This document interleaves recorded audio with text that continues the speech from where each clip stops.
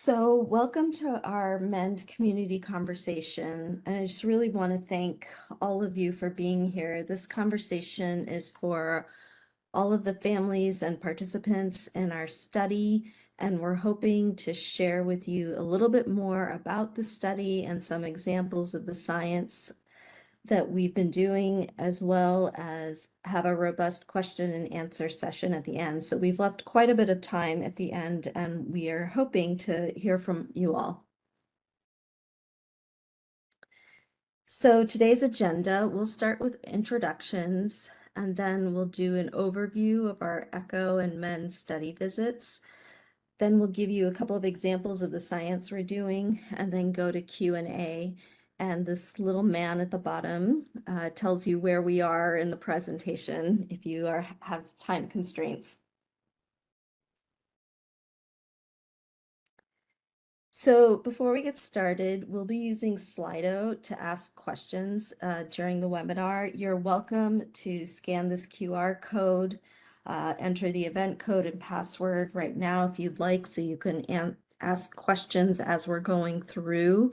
We'll address them all at the end, but we'll also show this slide at the very end of the seminar. So why don't we just leave this up for just a few seconds before moving on to the next slide.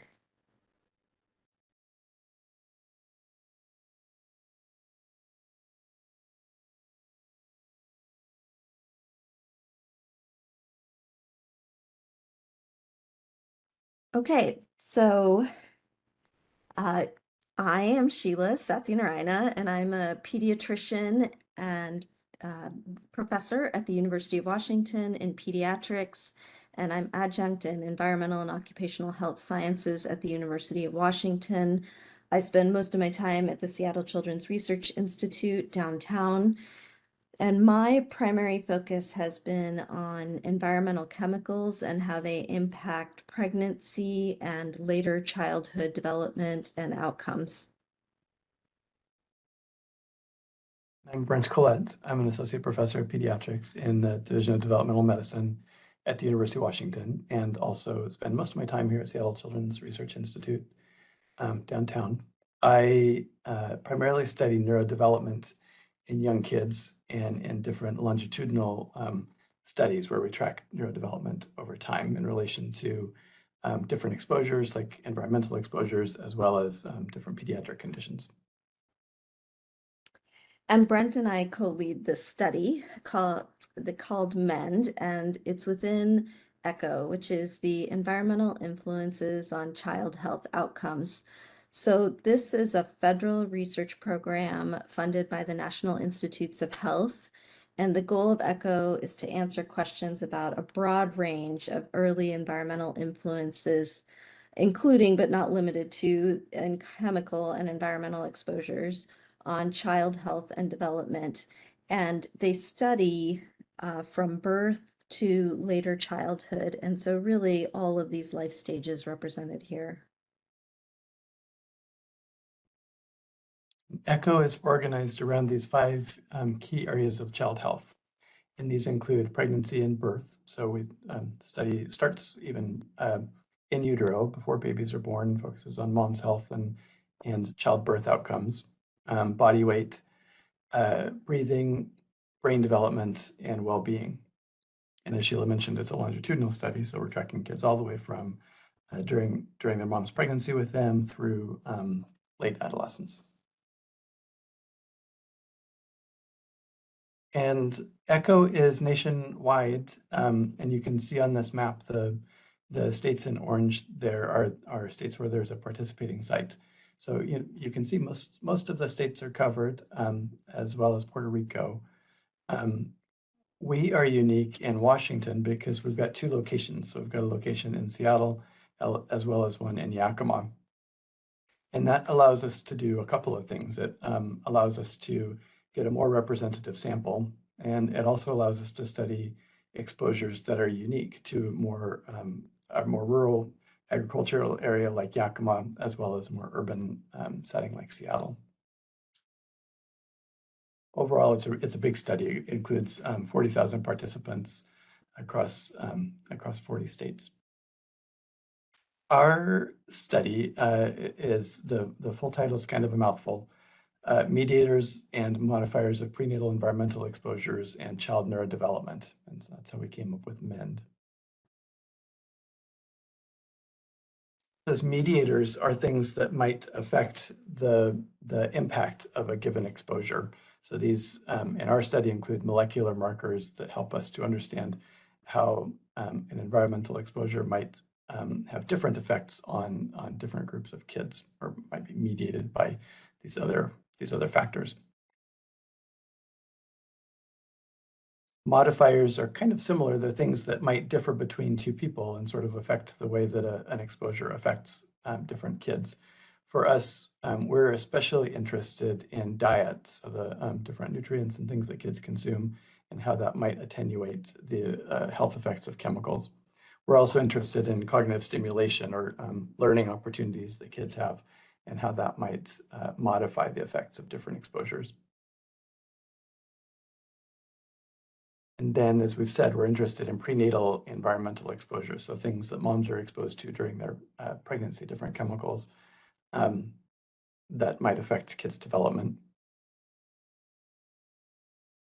And then our outcome of interest is child neurodevelopment, and so that refers to kids' cognition, their cognitive ability, their ability to regulate their behaviors, and their learning and things like this are the things that we're focused on.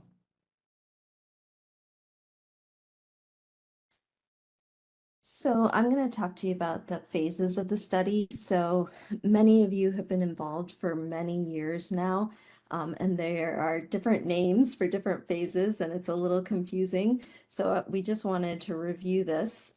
GAPS was the first phase of the study, and this started at Seattle Children's Hospital.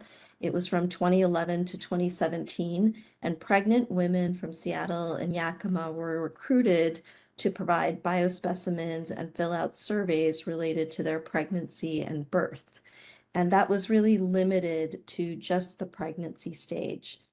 Then in 2017, Echo Pathways started, and this is when I got involved. And we proposed to study the children born to the women who were recruited in GAPS. And so the children in this phase of the study were ages 5 to 8, and parents filled out surveys, kids did brain games, we took body measurements, we also measured biospecimens, and we asked a subset of kids to wear wristbands during this phase. And now we're in Echo MEND, which is the next phase of the children's part of the study. And our children have grown up. In the study, and now we have a wide age range from 6 to 18, and we still have parents filling out surveys. Kids are also filling out surveys. They're doing brain games, body measurements, uh, breathing measurements, and we are still collecting biospecimens. So this is our amazing study team. These are the people who call you and ask you to participate, and then they meet you when you come for your study visit and help get you and your families through the visits in the smoothest way possible. So in Yakima, we have Maria, Daisy, and Crystal. And then in Seattle, we have Shay, Lindsay, Molly, and Alina. So you maybe have heard from these people, and you will hear from them again since this study continues until 2030. And we just want to thank all of them for their work on the study.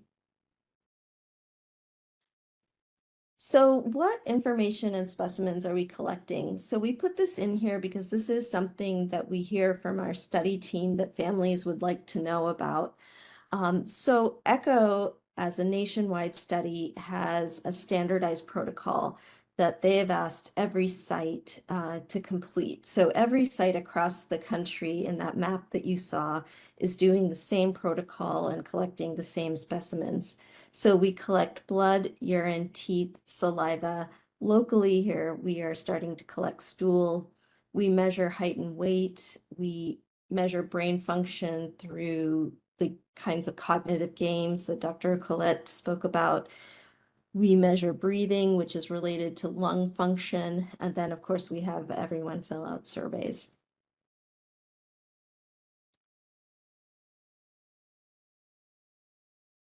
And this kind of maps some of those outcomes on the different samples that we collect. So you can see that when we're talking about child health and development, that might come from blood samples or those measures of height and weight, these breathing tests that we do, the activities that kids do, so that we refer to them as brain games, some of the things that they usually do on a tablet, where they have to answer some questions and solve different puzzles and that kind of thing, as well as the surveys that the parents complete.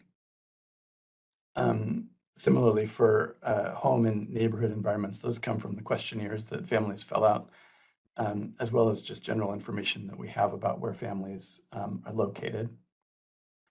And then in terms of all those biologic samples, like the blood, urine, teeth, saliva, and stool samples, those can all be used to get different measures of environmental chemicals and other things that kids are exposed to in the environment. So those are mostly on that exposure end.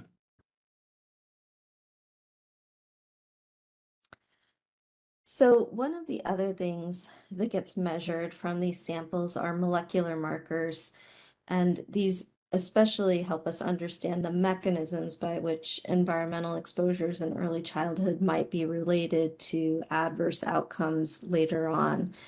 So the molecular markers that we specifically are looking at are DNA, RNA, proteins, and metabolites. And this slide really helps contextualize what these markers tell you. This is a graphic of a city, and basically it's how all of these molecular markers are interacting in the city. So the DNA is kind of the scaffolding, and it's giving us the plans for the buildings in the city. The RNA is the messenger. It's how information is communicated between these different entities. The proteins talk to us about how materials are produced, and then the metabolites are what are getting transported to all the different organs in our body and help us learn about final end organ impacts. So we wanted to move into a couple of examples of the science that we do with all of the data that we collect. So one of the things that we did at our site in the pathways phase is we asked kids to wear silicone wristbands.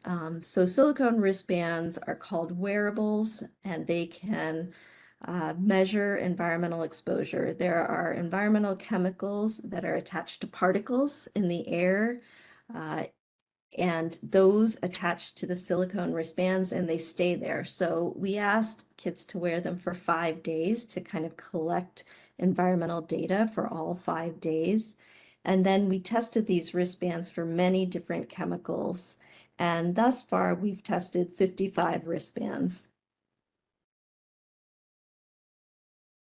So what kind of data are these wristbands giving us? They're giving us data on many different kinds of chemicals. So there's brominated flame retardants, and these are firefighting chemicals. They're found in firefighting foam, as well as anything that contains flame retardants. And then there's organophosphate esters, and these are the newer replacement flame retardants. So we learned a while ago that the old flame retardants were very persistent in the environment, and now organophosphate esters have replaced those. They're not as persistent in the environment, and they are used on many different products that we encounter every day. And here is one as a sofa to prevent it from being at risk of fire or degradation. Another class of chemicals that you all may have heard about are something called forever chemicals, and that's what the PFAS class of chemicals are. They're the chemicals that are in Teflon coatings, and they're found in many different consumer products that help create barriers to water. And also, this is something that's been a focus of the Environmental Protection Agency over the past several years, and they have identified these forever chemicals in many sources of tap water across the country. Then there are pesticides. So we don't normally think of pesticides as something we're exposed to every day, but certainly people do use pesticides to control the pests within their homes. And then also, if you have animals, there are things like tick collars or other kinds of pesticides that are used on those animals within the home. And then there's phthalates. This is the class of chemicals that we have studied in our lab for many years now. They are used in a lot of different consumer products, including plastics and personal care products. And then polycyclic aromatic hydrocarbons are the chemicals that come from exhaust from cars. They can also be from barbecuing foods, that kind of nice char that you get produces polycyclic aromatic hydrocarbons as well. And then the last class here are the dioxins, furans, and PCBs. So this class is last for a specific reason. These are persistent chemicals in the environment, but they have been banned in the United States. But regardless, we still sometimes see them in human samples because they are so persistent in the environment, and you're usually exposed to them through food and diet where they have bioaccumulated from the environment into foods that we eat. So that was a mouthful on a lot of the different classes of chemicals that we learn about from these wristbands. So they're very useful to us. We measured over 100 different chemicals in these wristbands, and this is a graphic to kind of explain some of the results on exposures. So for all of the kids that we tested, we found that 45 or more chemicals were detected. So these chemicals are the chemicals that we feel are in high use and there is high exposure in the population. There were 60 or more chemicals detected in 70% of those kids. That's 7 out of the 10 represented here. And then 70 or more in 20% and 80 or more in a very small percentage of the kids. And there's a QR code here that takes you directly to this article on the silicone wristbands if you'd like to learn more about it.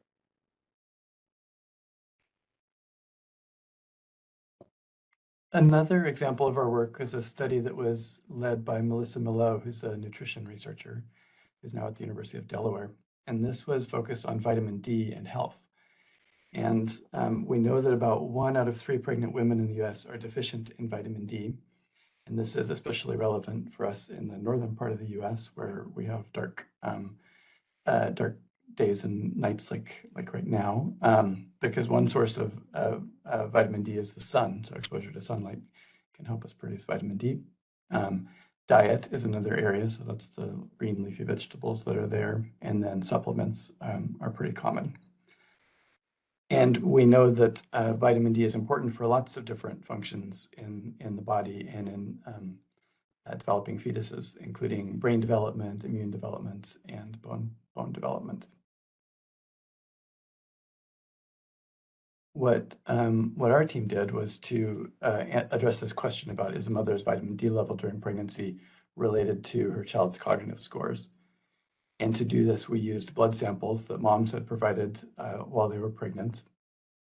When kids were between 7 and 12, we did those cognitive tests, including things like brain games, where kids answer questions and solve different puzzles and things like that on a tablet.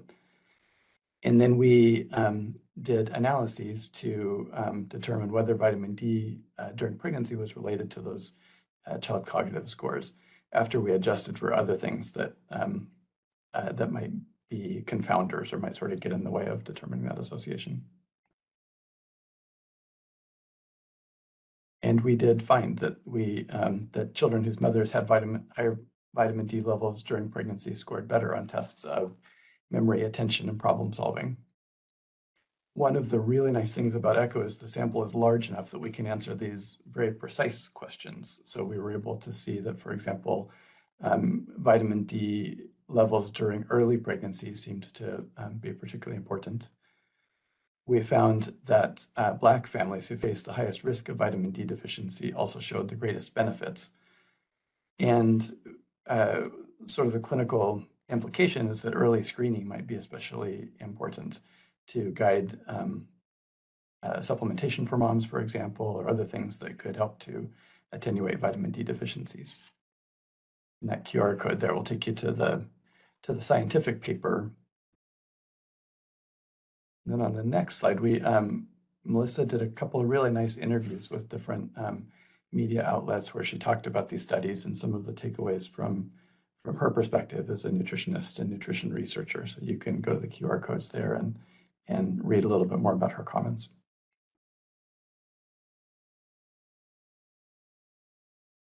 So we wanted to talk a little bit about how we hope our research impacts the future. So we hope that through the studies that we're doing here, we'll identify exposures as well as protective factors. And we kind of talked about both of those here. So we talked about some environmental exposures that may be associated with adverse effects, and then vitamin D, which may be protective for cognitive stimulation. And we hope that this information then will provide evidence to policymakers and other scientists, and then that will eventually help us reduce exposures and protect kids throughout the life course. And there are just a couple of QR codes on our research lab page and some related media that kind of summarizes these articles nicely. And I didn't say it at the beginning of the presentation, but all of these slides will be made available so you can see these at a later time as well.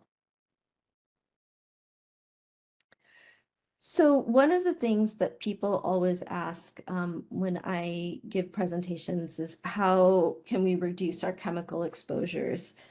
So I think that the first important piece of information is that we're not trying to get to zero, and that is really not the goal. We live in an industrialized society, so we're all exposed to certain chemicals every day. And I think that's why we saw in our wristband study that there was a certain proportion um, of kids that, well, all of the kids that had a certain proportion of chemicals detected, and that was like 45 chemicals or so. And that is what we hypothesized would be the case.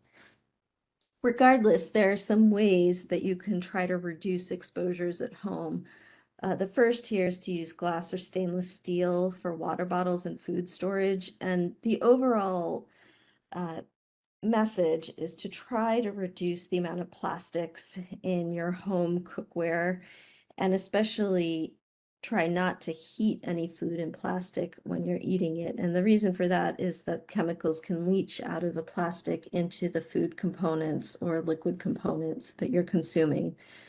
The second one, I think, is probably one of the biggest ways to make an impact on these exposures, and that's to eat more fresh fruits and vegetables. And so the idea here is to eat more whole foods. And the reason for that is that the higher the likelihood of having chemical exposures is related to ultra processed foods. And there's just a higher risk of environmental contamination the more processed your foods are. So the fresh and frozen fruits and vegetables have lower concentrations than those ultra processed foods that may go through many, many steps before they end up on your plate. The third one here is something that we learned during the pandemic. So we know that air purifiers can control viral particles, but they also can control environmental particles in the air and in dust. And so a very simple home air purifier, like a HEPA filter, can help do that. If you don't have a HEPA filter, you can use a box fan with a filter on top of it. That was one of the easiest ways to kind of create this during the pandemic. And something that we learned subsequently is that it helps control environmental exposures in indoor spaces as well. And then the last is to take your shoes off when you enter the house and to try to keep areas free of dust from the outside as much as possible. So these are a few resources that I give to people. The one that I think is the most useful, kind of a one-stop shop, is the middle one, the Environmental Working Group's uh, consumer guides resource. You can basically put almost any household product, and actually they've incorporated foods now into their guide, into this consumer guide, and it will give you a grade on it. If it's something that is commonly used, if it's a very niche product, it may not be there yet. Uh, but I have put my own household products into here, and I have used these guides for many different aspects of my life.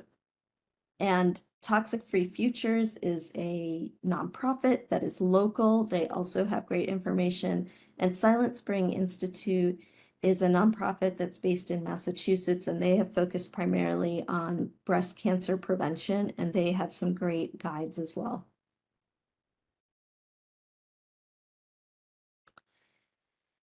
And so now we can get to the Q&A portion of this, and we're happy to answer any questions that you have.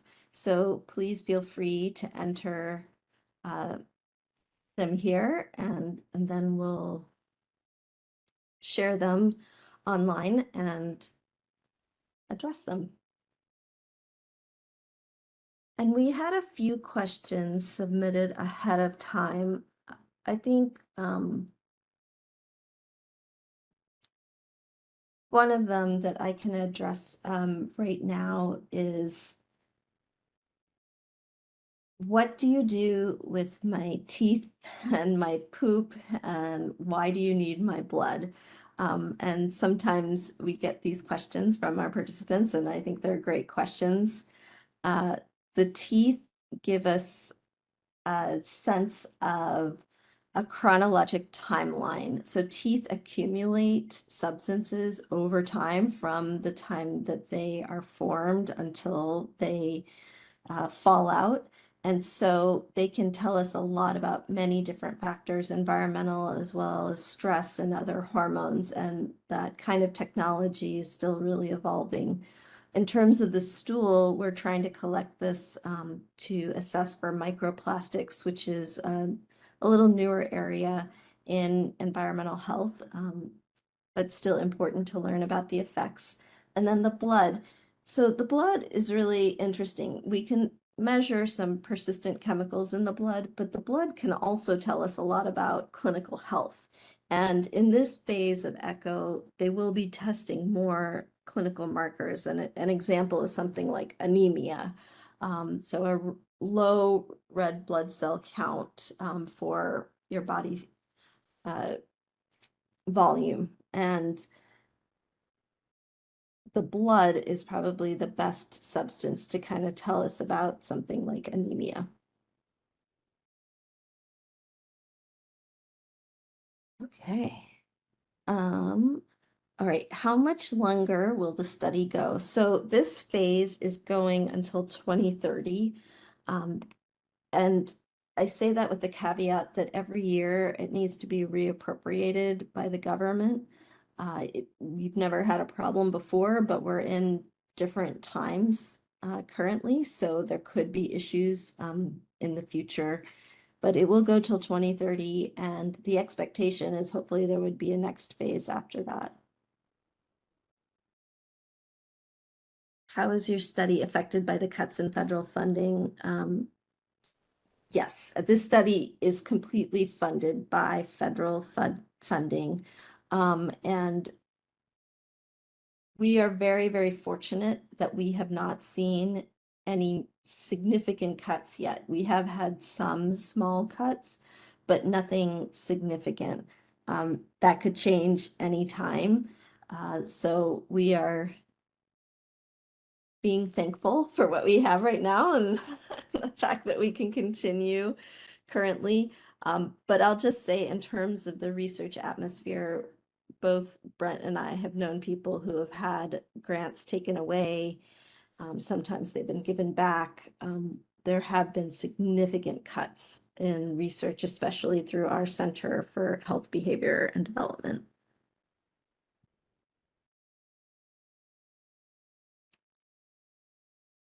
So we talked about this first one, um, the results for my own family. So I wanted to share that we did report back results in pregnancy on environmental chemicals.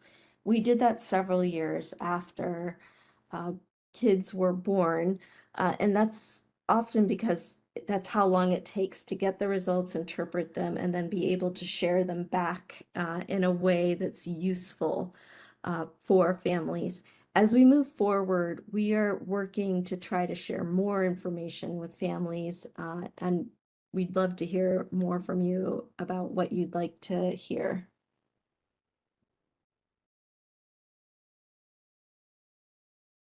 This question about what can I do to increase cognitive stimulation for my kids at home is a good one.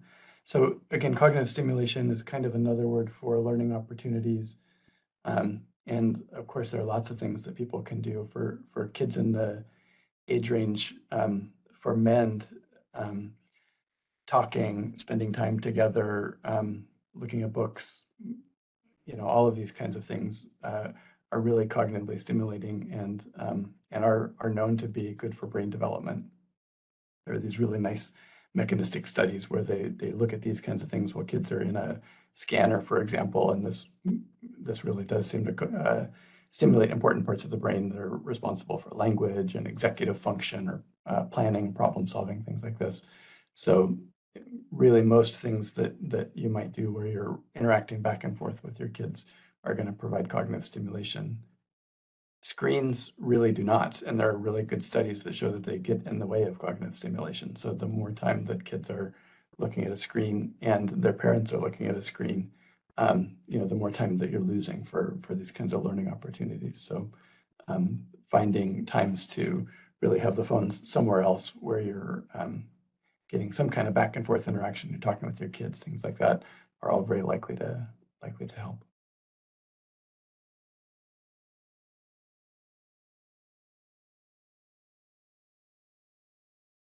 Um, so there's mixed advice online about silicone versus plastic.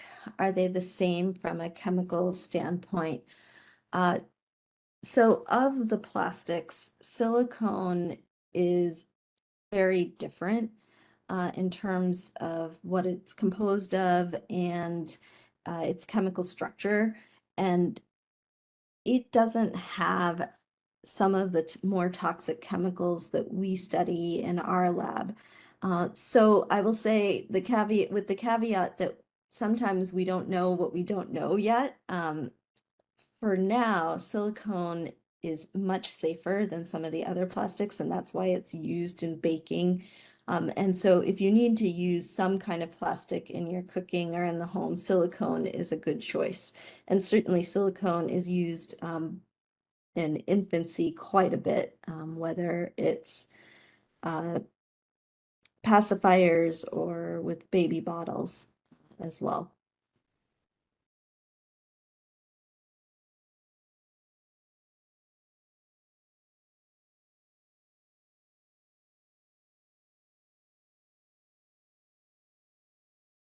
This question, do you control or evaluate in some way differences in diet? We do, absolutely. We have different dietary questionnaires that we collect so that we can get information like this.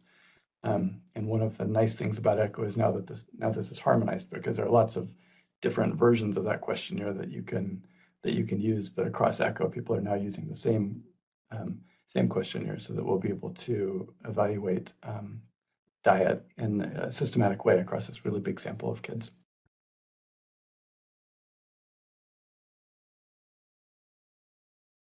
This is interesting. Who decides what to ask for surveys, and will there be more mental health check-ins like the last year's for our child? So ECHO is this huge consortium, and so there are big working groups. I'm part of the neurodevelopmental working group, and I think Sheila's part of the exposures working group. And so all of the different scientists involved get together, and we decide what kinds of things to ask, which is really hard, honestly, because even though on your end it feels like we're asking you to do a bunch of surveys and things like that, as the researchers, there's always more that we would really like to know. So so not everything makes the cut, but we put our brains together and we try to come up with the ones that we think are the most important, the most relevant to child health. Um, I'm not completely sure what the part about the mental health check-in might be, aside from there are questionnaires that do directly address mental health that parents answer, and then also some that kids answer. And in a few cases, we might follow up about those if it seemed like it were needed. I'm not sure what that's if that's what this might be referring to. Um, Tupperware. Tupperware is the enemy. I mean, I wouldn't say that Tupperware is the enemy. I would just say that there may be better options out there. And that doesn't mean getting rid of all of the plastic in your home. That it's just not feasible. We use plastic every day in everything that we do. There have been people who've tried to avoid it, and you just can't live your and do your normal daily activities without it. Uh, Tupperware is something I would say if you don't want to get rid of it, you could store things at room temperature in it and continue to use it that way. So it's not degrading, it's not getting hot. You're just using it as kind of a storage vessel more than anything else.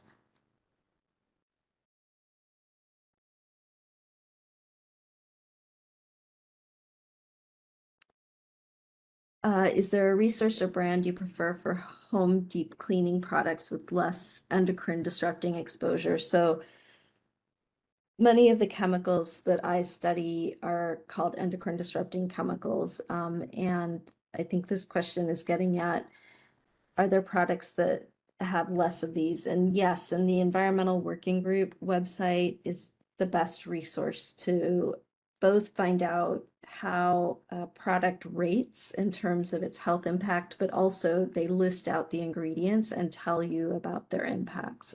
So I just think a really great resource overall.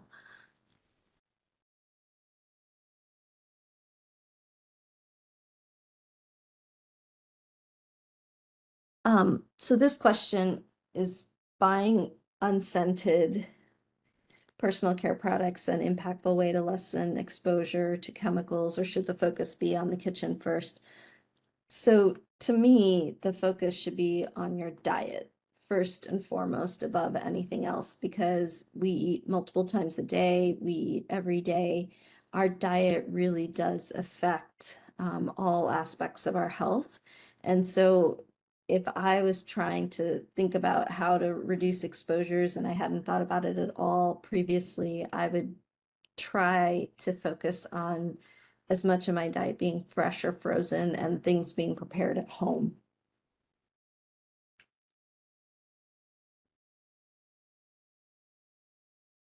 How can I find out more about what Echo's doing? So great question. Echo has its own website, which is full of information about the study and about studies that are published from Echo data. And also, they love hearing from participants. So there is an area on that website that is specifically for participants in the study. And we can certainly share that after.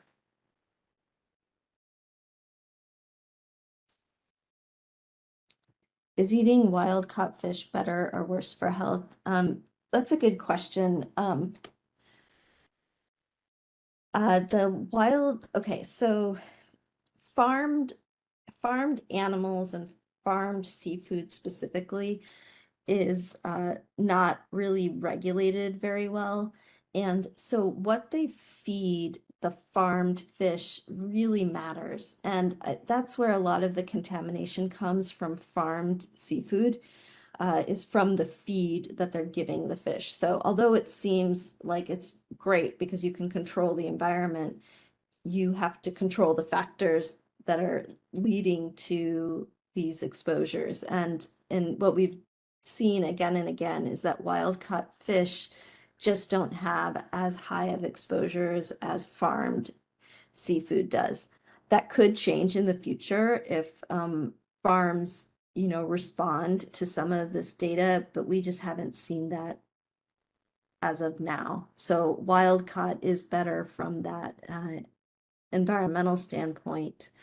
Uh, In terms of the quality of the actual meat, I am not sure about that. I think we would have to ask our uh, nutrition and dietary experts. I did not know Tupperware filed for bankruptcy, so that is interesting to hear. I don't think we can take the credit or the blame for that one, I think.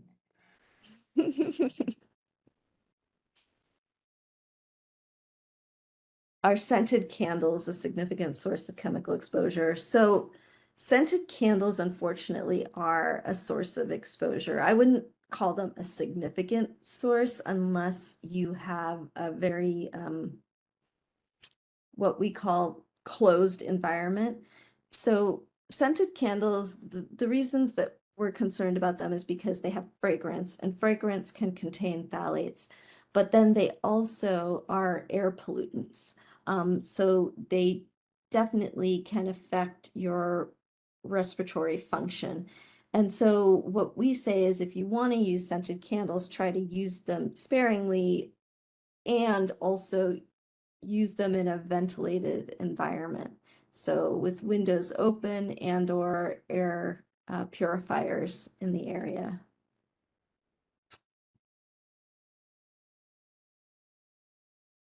Over and over, I have a feeling that we are what we eat. Have you seen evidence of this across the many years of this study? Um, Brent, I think you can offer your thoughts on this. In my, because I've been here for all of ECHO, the first phase pathways and this phase, and because I have been a Seattle children's researcher, I was also there for GAPS when it started. I think that ECHO itself as a consortium is just gathering enough data that we're able to use it and do the studies like the one that Brent presented on vitamin D and cognition. And now that we have those data, we're able to use them in our own study. Um, I think in terms of environmental chemicals, certainly there are major sources of chemicals in some food products, especially ultra processed foods. And so we do see exposures from those.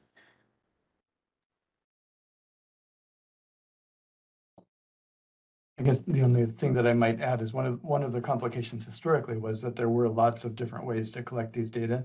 And so we're actually wrestling with this as a team right now. We've got a few different questionnaires that are all asking about nutrition, but they asked in slightly different ways, and it's really, really hard then to sort of put those together. So it's I think the gist here is right, that what we eat matters a lot, but it's been hard to study really well systematically, and it's exciting that ECHO will help us do that. That is a really good point that one of the things that I always say is like the nutrients in one carrot are not the same across all carrots. And you don't know that when you're at the grocery store. You don't know if the carrot you're choosing is the most nutritious or not. And one of the things that ECHO is doing is looking at the components of the nutrition, like beta carotene, um, measures in people. So it has much better measures to be able to assess some of those questions than in the past where we just know somebody ate a carrot.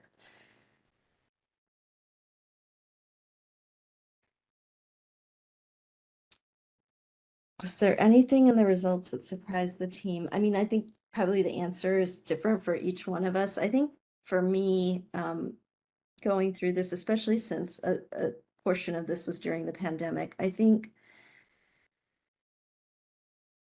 it was very clear that the mental health of our childhood populations is really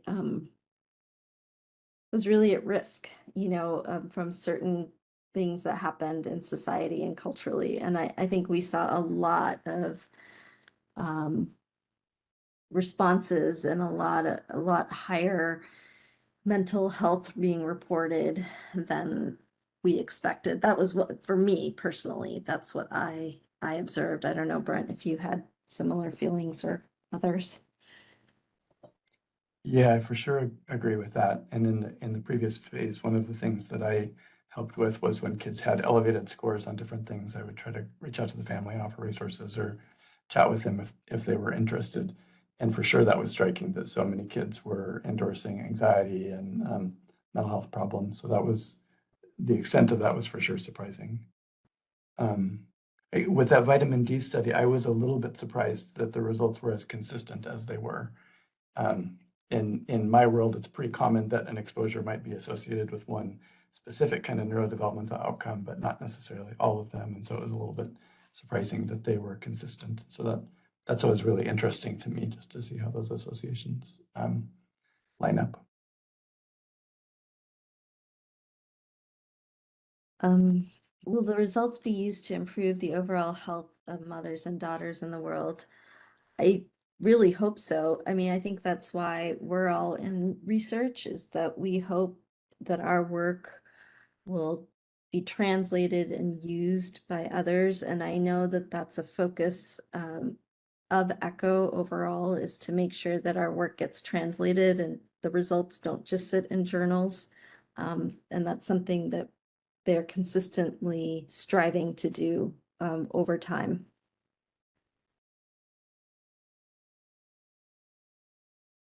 Oh, I love the city graphic. That's great. Because one of our molecular scientists made that, and I was really impressed by it. So thank you for that comment. Okay, I understand the need to disaggregate data, but are there any provisions in the study protocol to notify the parents of those with 100 chemical exposures? Uh,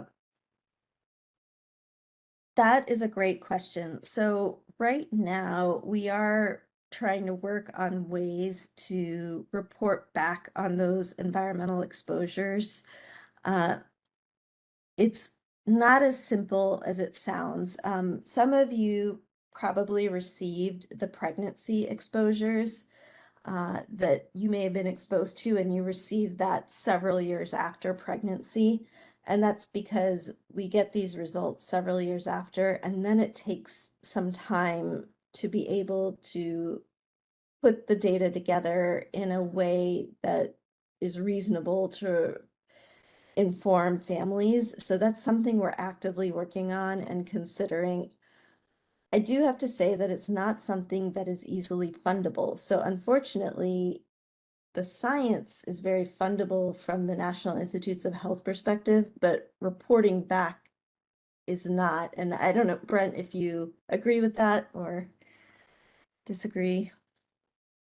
Yeah, for sure, especially from the chemical exposure. Some of the results of kids testing, we have been able to report back in previous versions, but the chemical exposures, I think just because of that lag time that you're mentioning, Sheila, that's much more complicated.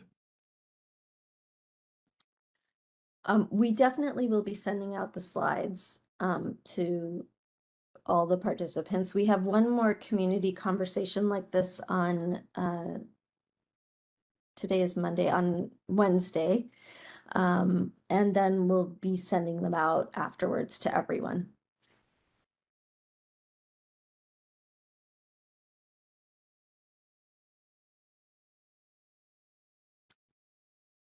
Oh, I think that there were a couple of questions there that it's showing the latest question, but there may have been some questions before that. Is it possible to see those?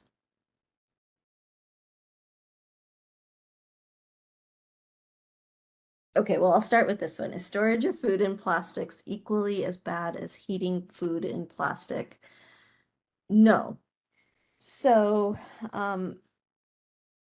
the heating of foods or liquids in plastic directly leads to the components of the plastic leaching into whatever food is in that plastic container. So in my generation, like I grew up with TV dinners, and TV dinners were all in plastic containers.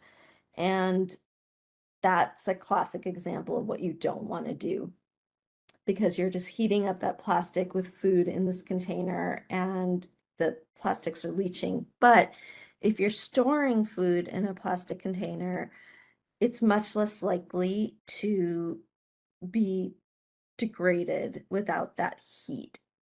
So we store things that are cold sometimes in plastic containers, and anything that we're heating up, we will keep in glass. What type of shampoo and conditioner and face wash do you recommend?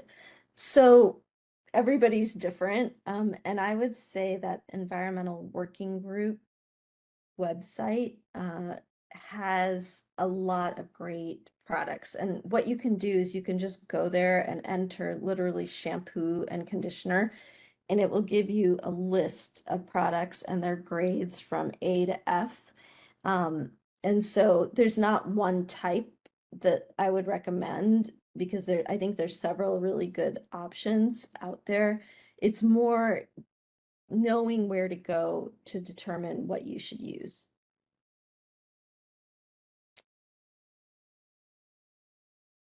I had a question for Brent, and just in terms of what we study, I was wondering what families can do to increase cognitive stimulation at home in early childhood, especially. Yeah. So reading together and looking at books is just one of the very best, simplest, probably cheapest things that people could do. That really isn't a uniquely effective way to promote language in kids and incorporate gestures and conversations about things that are in books, all those sorts of things. So that's a topic that we've studied quite a bit, but it really does happen to be a pretty good way to promote cognitive stimulation. And then reducing screen time as well, which is a really hard thing and something that's really changed over time. But that really does tend to reduce cognitive stimulation because it sort of disengages kids from caregivers, and it doesn't tend to work as well for conversations, things like that. So limiting screens and promoting play and looking at books is probably the very best thing that people could do. And are there guidelines for screen time for like middle age and older children? Yeah, that's a good question. There for sure are for younger kids. So the Academy of Pediatrics has good guidelines about sort of when it's okay to start screen media use. I believe they also have similar recommendations for school age kids, though to be honest, I don't have those right off the top of my head. But that's where I would look, would be the Academy of Pediatrics website. Great. There's another question. Has the study been affected by the reduction in governmental scientific research funding? Is that a concern? Yes. The overall answer is yes. Um, I think what's really hard is that when the government was open, every week we were getting different messaging as to what was going to happen. We've seen our trainees lose funding and then get the funding back, and then lose it again. And that's the kind of yo-yo that we're kind of trying to navigate right now. Um, Overall, though, I think that with environmental health, we haven't seen as much of a reduction or slashing as some other fields, especially those that are looking at DEI related issues or issues affecting subpopulations, which is very important. Brent, were there any other governmental effects that? No, I think that covers it. The biggest thing for us really has been kind of the uncertainty. And in terms of the actual budget, it hasn't been dramatically affected, and we're really grateful to be able to continue to do the work and things like that. And there are lots of ways in which this kind of work is a priority for the NIH right now. So we're certainly willing to continue to do that. Can I ask this one question, Sheila, that we got from our, I think it was from a child participant. Do you mind if I ask that one? Yeah, I think you'll know part of this and I'll know part of this. So from one of our participating children, they asked what we do with their teeth, with their poop, and why we need their blood. And I can start, and then Sheila, maybe you can answer. So teeth, I've learned a bit about myself. So teeth, turn out to be a good way to measure different environmental exposures. There's some metals and things like that can be measured from teeth.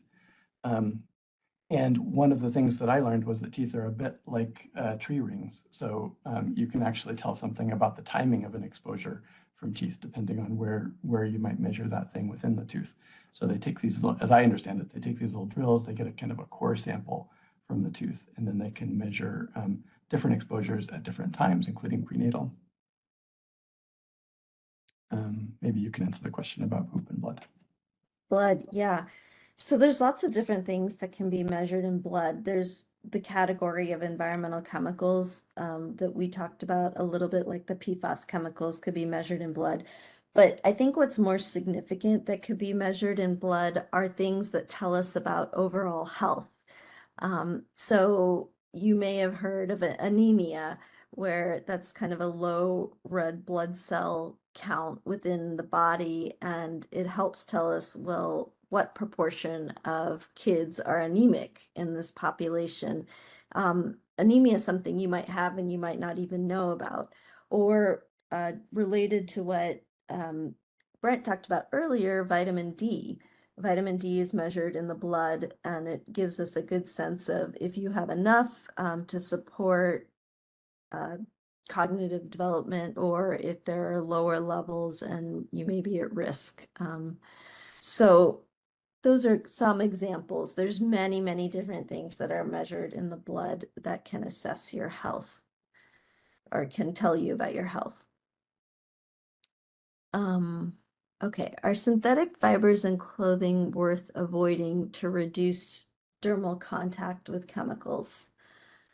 Yes, the answer is yeah. I wish the answer to this was no. But what we've learned is that synthetic clothing has a lot of different chemicals in it, and those can leach from the clothing into your bodies, especially when you're working out, which is unfortunate because that's when you're most likely to wear this kind of clothing. And sometimes there aren't alternatives. I think everybody in this field would say that exercise is going to be most important and you should prioritize that. A lot of people will now recommend, well, maybe your base layer, like your underwear, can be non-synthetic. It could be wool, or it could be something else. And that I can tell you is not going to be as comfortable. But it's certainly something you can do to reduce exposures.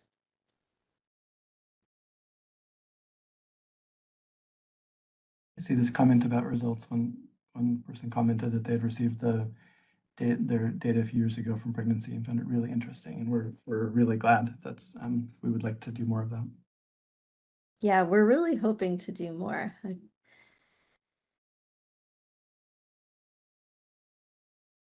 think that might be. Oh, one more. How long do you hope this study continues, assuming government funding continues to be available? Yeah, great question. So right now it's funded until 2030, and that is the plan, is through 2030. But it's this kind of grant is appropriated every year by Congress, and so Congress has to vote on it every year.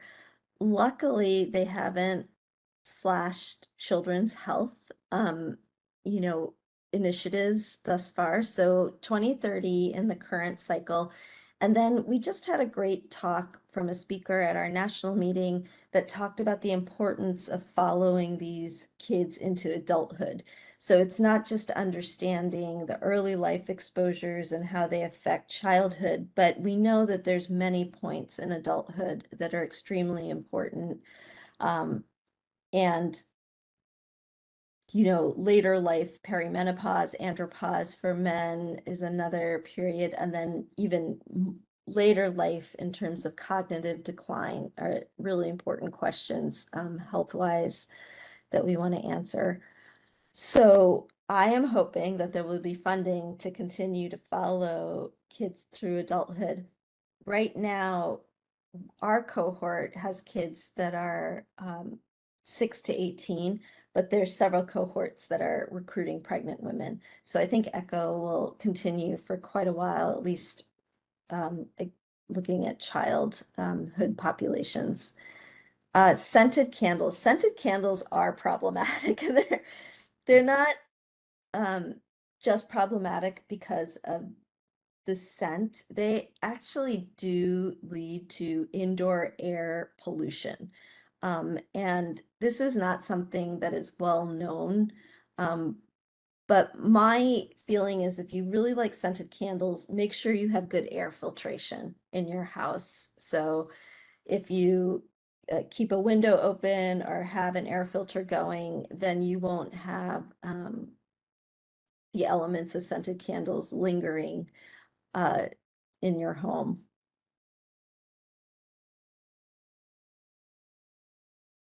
Okay, well, I think we're at the end and we have just a couple of slides here. First, I just want to say thank you so much. Thank you for being here. Thank you for participating in the study.